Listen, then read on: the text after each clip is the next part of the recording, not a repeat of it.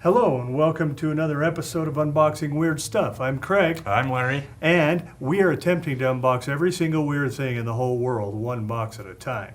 We have a box here that probably contains something weird. I'm going to let Larry open this one. Okay. Oh yeah, let's kind of. Oh, that's pretty light.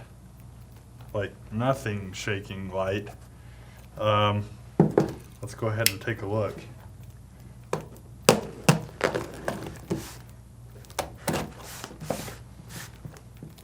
Never gets old. Opening up the box. Oh yeah. Well, let's see here.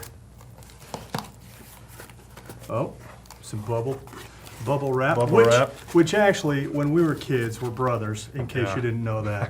When we were kids, sometimes our dad would get a package at work, and he would bring the bubble wrap home to us. And it didn't happen very often, and when he brought it home, it was the greatest thing ever. We'd lay it out and do dances on it, and pop it, and it was this huge, mysterious thing to us. Oh, exactly. Bubble wrap, it was the ultimate toy. Now we just use it as a matter of course. Although I still have those twinges of how I felt when I saw bubble wrap when I was a kid. Even now when I look at it, I think. And occasionally I'll bring some bubble wrap home to my kids and say, here you go. Yeah. And I get to sit there and watch while that I get to kind of relive the magic. There's two memories I have of bubble wrap kid era. There's bubble wrap and stepping on it in the kitchen floor on the linoleum, and then there's also making boots out of Totino's pizzas. Boxes. Yeah. Totino's boxes after you'd put your feet in them and make boots out of them. Yeah, you could. Around. Yeah, and we used to do that all the time. Yeah, you'd eat, like we come from a big family, so with a whole bunch of Totinos it would take to feed us all. And so, those Totino's pizza boxes, they're the perfect boot shoe shape for a little kid. So yeah, you'd put them on and walk around the house. Yeah, it was the best thing ever. We're not sponsored by Totino's Pizza, but we like Totino. I still like Totino's Pizza to this day. Yeah, that is an unsponsored plug for Totino's Pizza. So if you're feeling hungry, run out to the grocery store and pick up a couple of those frozen Totino's pizzas. Yeah, absolutely. They're pretty good. Okay, well let's see what's in this bubble wrap. Yeah. Oh, it's starting to reveal. Yeah. Oh, okay. Wow. All right. Well, that's weird, all right. That is. What we have here is that's a pretty realistic looking fake hand. Yeah, are we sure it's fake? I don't know. Let's see. Look in here. That's how you know. Oh yeah. That's always how you know. That's always how you know. If you ever find a hand on the side of the road, just put your finger right there. Right. Yeah, and you can see that right here is that there's cotton. Cotton. But if there was a real hand, it would be bones and crud. You would be able to blood tell. Vessels. Like you could grab the tendons and pull them. Yeah. And the hand would close. And that's another way. Like if you ever find a hand off to the side of the road, go over and pick it up and reach in here and grab the tendons and pull them. Yeah. And if it closes when you do that, then you know that it's a real hand. That's right. But if you look in here and you find cotton, then you know that it's a fake hand. That's the real test. That's how you know. That's differentiation. Yeah, and if you have individual tendons, you could make each individual finger.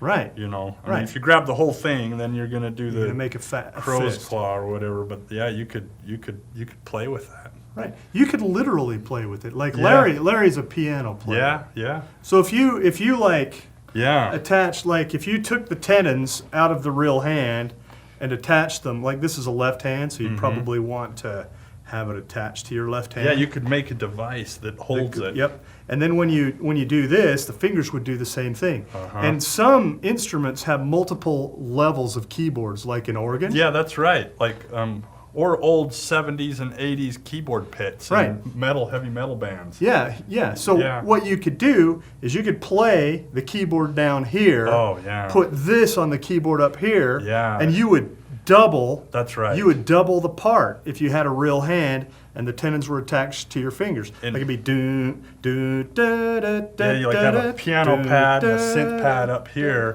That's what they did before they invented doubling on synthesizers, so you could double your patches. You used to wear this device that would double the patch. So you'd have a piano patch up here and a synth pad up there, and literally you just attach the tendons. That's true. I actually saw that on a documentary. Yeah. On a documentary one time they were talking about organ players in the 40s Oh. and in the 30s.